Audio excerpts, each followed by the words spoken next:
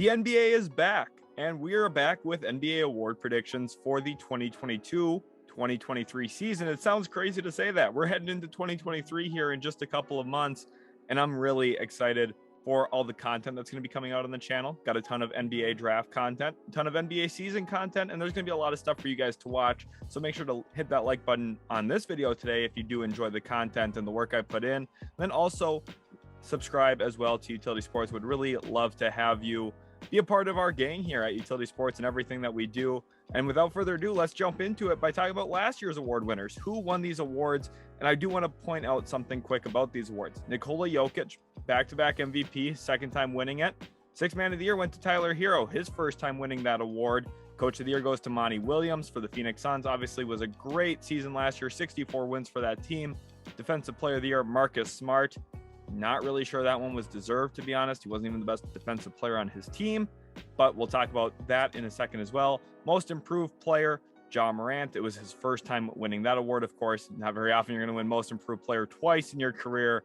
And then Rookie of the Year, of course, Scotty Barnes. You can only win Rookie of the Year once unless you're Ben Simmons and you're eligible your whole career, it seems like. Obviously, a little bit of a joke there, but let's get into it now with a preview on kind of what I want to point out about these awards. The issue, the awards don't go to who they belong to go to. They go to whoever the media votes for, which means the picks aren't always correct or the right player, honestly. So part of my predictions today include guessing who I think the media is going to vote for this year. It's a little bit of a meta game inside the actual game. I will include my predicted finalists, which I think will include most of the guys who I actually think are deserving of the awards. For the most part, the media gets it relatively close and accurate. I wouldn't say that they do a terrible job. I just don't think they do the greatest job either. And let me know what your picks are in the comment section. I'd love to hear what you're thinking for every single award. So let me know in the comment section. Obviously, you guys like hearing mine, but I'd like to hear yours too. I do read every single comment on the channel. So make sure to leave your comments in the comment section and I'll read them and probably let you know my thoughts on your predictions as well. So NBA Coach of the Year, let's jump right into it. Here are my three finalists. Chris Finch from the Minnesota Timberwolves, Jason Kidd for the Dallas Mavericks, and Nick Nurse for the Toronto Raptors. And you're going to say, wow, those are three interesting candidates. Let's talk about the Coach of the Year award.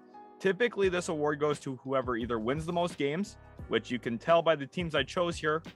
I'm not necessarily predicting that these teams are going to lead the league in wins, or it goes to the team that surprises people. It goes to the coach of the team that surprised the media and won more games than they're expecting. As of right now, a lot of media members are expecting the Wolves to finish anywhere from 6th to 8th in the Western Conference. Last year, they finished 7th at 46 wins and added Rudy Gobert. I think that total is going to blow that number out of the water. I think they're going to win 50 plus games. And for reference, Rudy Gobert wins 66.7% of his games the last 3 years of his career. And this is the best team he's played on. And 66.7% of wins in a season, that's 54 wins. I think the Wolves are going to finish anywhere from 53 to maybe 57 wins. I realistically think that they could be the 1 seed in the Western Conference, honestly. Jason Kidd, I don't love him as a third option here. I thought about Steve Kerr as well from the Golden State Warriors, but he's already won the award. So like you saw on the winners from last year, they typically don't give out awards multiple times to the same person. There tends to be that voter fatigue there to a certain extent that limits people from winning the same award multiple times. And Nick Nurse, I think, is just quite frankly the best coach in the NBA. I think he needs to be on this list. Anytime I talk about best coaches, Nick Nurse is right at the top of the list for me. I think he's one of the smartest guys in the entire NBA. I think he adjusts game to game really well. I think he's a great in-series coach as well. And he's someone who I think has a great defensive philosophy. Obviously, we've seen the way the Raptors have built that team with length, size. They're very positionless defensively specifically, and Nick Nurse is the reason for that, right? They did not used to be that way with Dwayne Casey as their head coach. Nick Nurse is really the mastermind behind all of that. Even with Masai Ujiri still calling the shots there, I know Nick Nurse has some influence on who they're drafting, who they're utilizing. Obviously, his rotations are dependent on who he wants to put on the floor. So I think these three are all really good options here. But based on the narratives, again, based on how I think the media is going to vote, Chris Finch is going to be the winner of this award this year because people are sleeping on the Minnesota Timberwolves heavy. I think the Timberwolves are a very talented roster. They're going to be a team that tries really hard in the regular season. Chris Finch is a very creative coach who's going to make Rudy Gobert and Karl Anthony Towns work really well together. And like I said, Gobert is usually a big part of winning basketball. We've seen him be dominant throughout the regular season, and I mean dominant, talking leading the league in blocks, leading the league in rebounds, one of the best players in terms of offensive rating. Not that that means everything, but he's efficient, effective, and his team generically wins. And I think the Timberwolves are going to do a lot of that this year, and Chris Finch is going to get a lot of the credit for it, to the point where I think he's going to be the NBA Coach of the Year. I'd love to hear your guys' thoughts. I also thought about Joe Mazzulla for the Boston Celtics. I think that's an interesting storyline right now as well. But again, I think Coach of the Year is one of the hardest ones to pick, honestly, because it depends on record a lot and who surprises us, which going into the season, that's really hard to project and predict. But I think right now the Wolves are slated to surprise everybody besides me. I'm very high on the Timberwolves. I think that they could realistically finish number one in the Western Conference for the regular season. I don't think that they're a finals contender. I think that they're a team that, hey, they're going to have a really great regular season, maybe get out of the first round, and that's kind of where we're seeing them at this point. Then we go into the most improved player discussion, and I've got three young players here, and you're going to notice there's a little bit of a trend here. They're all third-year guys. One thing you need to know about media voting, they do not vote for second-year players. So if you have a nice player who is just a rookie on your team, he's not going to win most improved player in his second season. If you want an example of this, Desmond Bane probably was the most improved player last year from his rookie season to his second year. He didn't get as many votes as John Morant because a lot of media members just typically do not vote for second-year players. A lot of the time they give it to a third-year guy.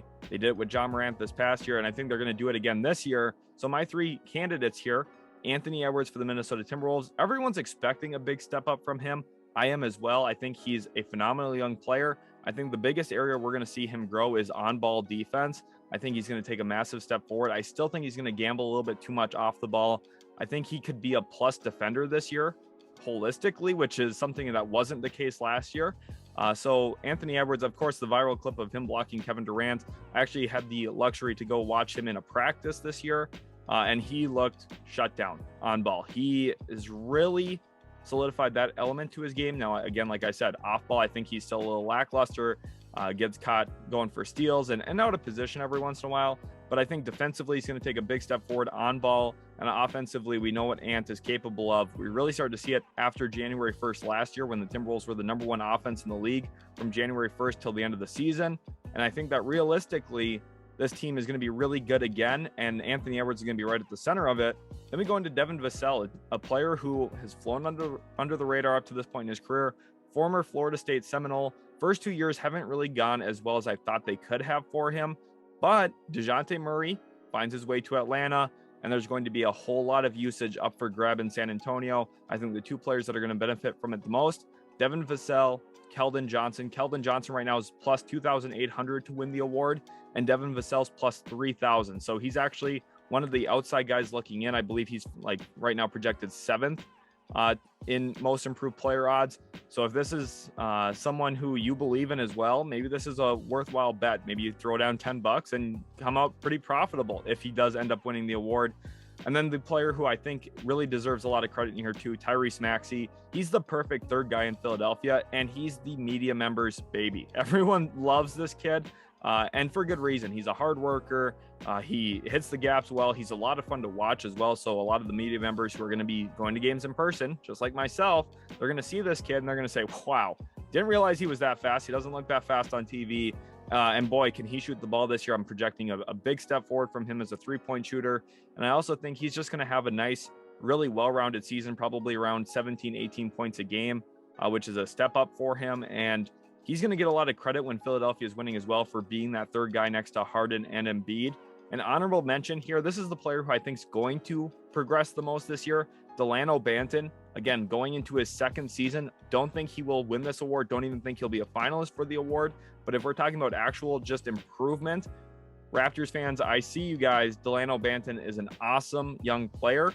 Really surprised me out of Nebraska. I was not expecting to see what I saw from him last year. Obviously, limited minutes at the NBA level, but for the Raptors 905 when he played there, really did a lot of nice things. And I think Dalano Banton's going to be a good player long-term in the NBA.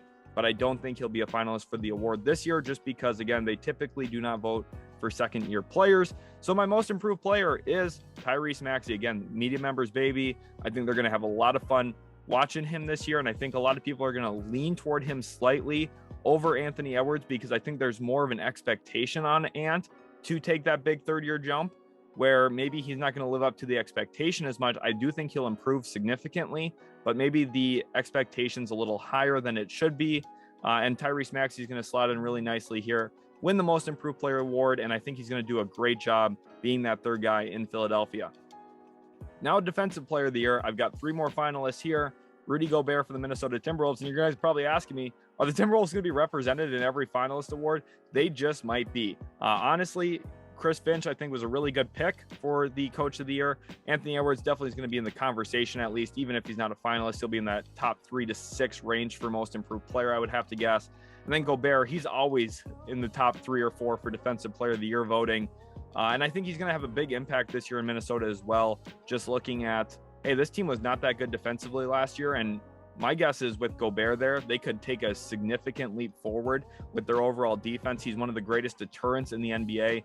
His block number does not do justice to how impactful he is as a rim protector. A lot of times, guards won't even try him based on name recognition alone. They're going to say, yeah, I know Rudy's down there somewhere. Don't really want to go up with this shot. And I think it's going to have a lot of benefit for Minnesota, as well as defensive rebounding. Now, defensive rebounding, I think, is a really key component to good team basketball. Not something that gets considered as much as it should when it comes to Defensive Player of the Year voting, but Gobert is a glass cleaner. And for Minnesota, a team that finished 29th in rebounding last year, that's really pivotal and important to ending defensive possessions. And I think Gobert is going to have a really good impact there. Bam Adebayo, I've been saying for about 2 years now that I think he's the second best defensive center in the league. And he's a very different style from Rudy Gobert. Gobert is going to drop most often and put his arms up and be huge. Bam Adebayo, quite a bit smaller, but much more mobile and really good out in space. Very switchable center, and really the prototype of what I think a lot of defenses would love to have right now of, hey, we got switchable guys. We're going to let him survive out in space. And he does more than that. He even thrives out there. And he's a great rim protector as well. I don't want to sell that short either. You know, I said he's kind of the polar opposite of Gobert, which he is in terms of style, but he still does a great job at the rim as well. I think one of the most underrated players in the league at this point is still Bam Adebayo. Obviously, his offensive game comes and goes sometimes in series specifically, but I think the defensive element that he brings, I think back to the bubble all the time. Kind of one of the big signature plays of the bubble, in my opinion, was his block on Jason Tatum at the rim. One of the best blocks I've ever seen that sent them to the NBA Finals. And Adebayo is such a special defender. I think he deserves a lot of recognition here. And I would not be shocked, as long as he stays healthy, that he finishes top 3 here for Defensive Player of the Year. Quick note too, Jaren Jackson Jr., Robert Williams, 2 guys who I think are really great defensive players. I don't have them in the mix here right now because of some injuries that they're both dealing with. And I'm a little bit more concerned about them not having as many games played as these other 3 guys. And then Giannis, we know what he does. One of the best roamers of all time in the NBA. He makes up for a lot of different deficiencies. Not that the Bucks have many, but once, you know, a play breaks down, there's an opening, Giannis just comes flying out of nowhere and swats the ball into the first row, or, you know, gets a little poke steal that you weren't expecting because his arms are so long. He's so athletic. Just quite frankly, one of the most special players to ever step on a basketball court. So I think putting him here into the conversation definitely makes sense. He's already won Defensive Player of the Year. I thought about Draymond Green, but right now there's a lot of stuff going on with him too. And I just wasn't sure. I didn't really know what to do with him. I think those are my top 6 there. Obviously, you see my top 3 on the screen. My other 3 in Robert Williams, Jaren Jackson, and Draymond Green. Those are probably 6 of the best defenders in the league right now. Mikal Bridges, Kawhi Leonard, when he's locked in, definitely belongs in that group as well. Not that he's going to play, 70 games this year. I would be surprised by that. But ultimately, out of these 3 finalists, I think Rudy Gobert wins number 4 for Defensive Player of the Year. And I think the reason why, again, is going to be partially narrative. I think that media members are going to say, hey, look, Minnesota was really bad defensively last year. They were actually quite good this year, which is what my expectation is for this team. And I think that Rudy Gobert is going to receive a lot of that credit. Now, I think there's going to be other elements that make Minnesota better, like Anthony Edwards we talked about earlier. Jaden McDaniels, I think he's an underrated defender as well across the league. Not quite as much of a stopper as I think everyone else seems to label him as, but he's a really great defensive playmaker, very vertical. And I think Kyle Anderson's going to help them positionally there too. Naz Reid, you've got, Naz Reid struggles interior defensively, but that's why having Gobert next to him makes sense. Cat as well, I think, gives you length and some weak side shot blocking in a more natural power forward position for him defensively. But I think Gobert is going to receive a lot of that credit because he's the big name there now in the middle. And his game stands up to that too. I do think Gobert is the best defensive player of this generation. We just don't have rim protectors like this. He's one of the best 5 rim protectors of all time in the NBA. And that's not hyperbole. He is just, quite frankly, you turn on the film and it's very, very impressive. You get into the 6th man of the year now, which is a really fun award to talk about. Got Christian Wood from the Dallas Mavericks as one of my finalists. I think he's going to be in a really good position to score a ton off the bench. Now for Dallas here, the only concern I'd be having with this is that Christian Wood maybe doesn't come off the bench the entire season. I could see him getting flexed into the starting lineup a few weeks into the season, depending on how things are going. Tyler Herro for the Miami Heat. Obviously won 6th man of the year last year. One of the most potent 6-man scorers we've ever seen, averaged over 20 plus points a game last year. And is just a really natural scorer of the basketball and someone who I think on the ball can do a lot of different things, but also off the ball is very potent as a shooter. And then Jordan Poole for the Golden State Warriors. He's the actual favorite right now. I believe the odds go number 1, Jordan Poole, number 2, Tyler Herro. And I think Christian Wood might even be 4th or 3rd. I'm not exactly sure. I don't remember where the odds were at for them. But Jordan Poole is the favorite right now from the Vegas odds. And I understand why. A lot of people really like Jordan Poole's game. He does seem like he's continuing to break out. Just got that big contract extension with the Golden State Warriors. Very well deserved, by the way. And I think Jordan Poole here does make a lot of sense to be the favorite coming in. But I do have one concern about that. And that leads me to picking Christian Wood as my winner here. And my reasoning with Christian Wood being the 6th man of the year, you think about these teams. Christian Wood is legitimately the 2nd best scorer on the Dallas Mavericks behind Luka Doncic, and the 2 of them in the pick and roll are a very natural fit.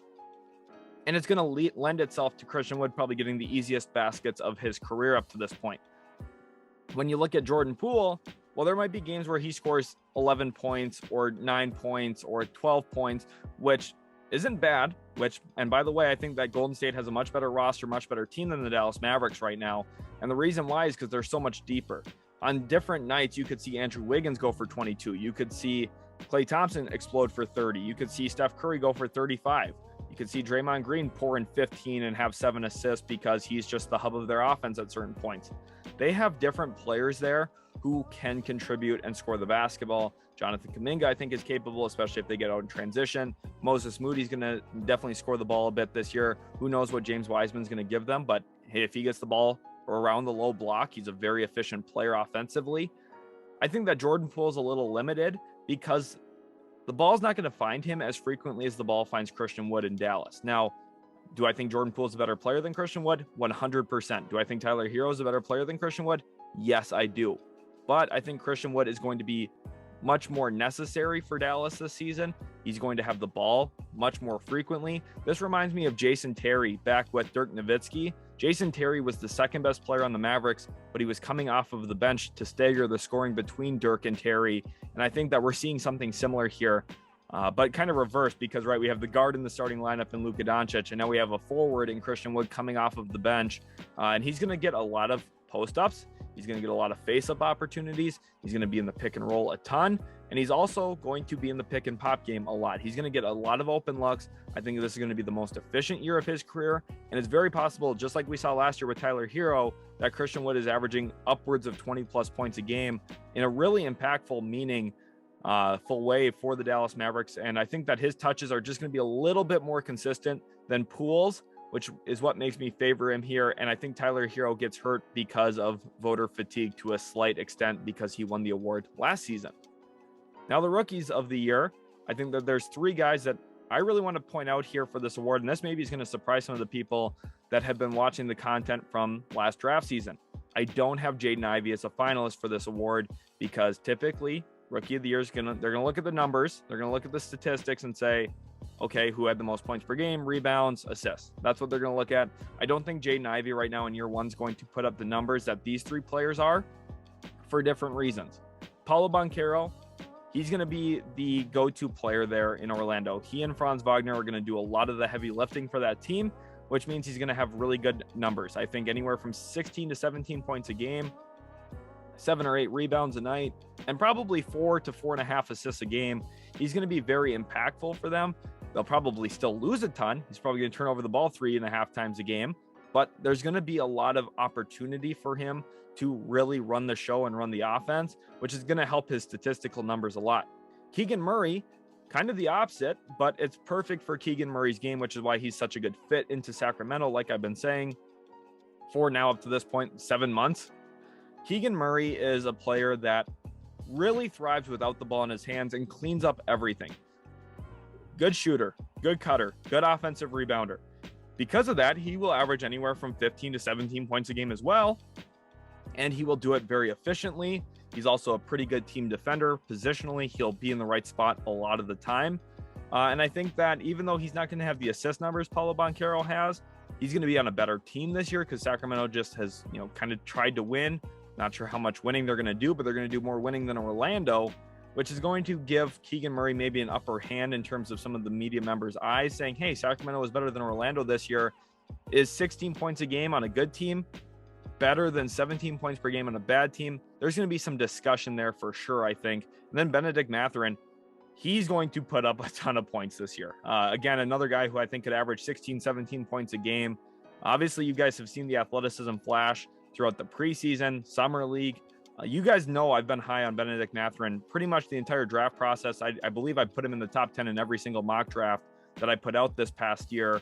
And most of the time he was in the top 6 or 7, ended up going 6 here to Indiana, and it was well-deserved because he is a flashy player, someone who can get his shot off the dribble. And for Indiana, I think that there's going to be a lot of opportunity for him to be the lead guy. Tyrese Halliburton, he's a facilitator, can also score the basketball. Bennedict Mathurin is going to be one of the guys he's facilitating to most often. And Mathurin's a very good cutter when he does it. He's a very good shooter off the dribble. And I think if he does take that uptick forward like I'm expecting as a catch and shoot guy, only shot 31% from 3 as a catch and shoot player for Arizona last season. I think that coming into the NBA, he's probably going to have a little bit of footwork technique work in. I think he's already worked on it a little bit because it's already looked better through the preseason, just a hair. I think that the Pacers are going to elevate Mathurin's play, and I think he's going to average, again, 15 to 17 points a game. And toward the end of the season, who knows? The Pacers might be trying to tank for Victor Wembanyama. If they do that, they maybe shut down Tyrese Halliburton to kind of limit their wins a little bit. They also might trade Miles Turner, Buddy Hield, which opens up even more shots for Bennedict Mathurin. You could see him taking maybe 20 shots a game when it comes to February, March, and April basketball, which will really inflate his numbers as well, which gives him a good chance to be here in the final 3 for the award. But I'm giving it to Paolo Banchero. I just think he's going to be the player that a lot of people expect to win it. He was the first overall pick, and I think he's going to have the numbers all year long to showcase it. If Bennedict Mathurin was getting more shots to begin the year, as many shots as I think he'll be taking by the end of it, I think he would maybe have a good chance at winning the award. And Keegan Murray, I really thought about picking him for this award, but I opted for Paolo Banchero. I think those two are the definite top 2 candidates at this point.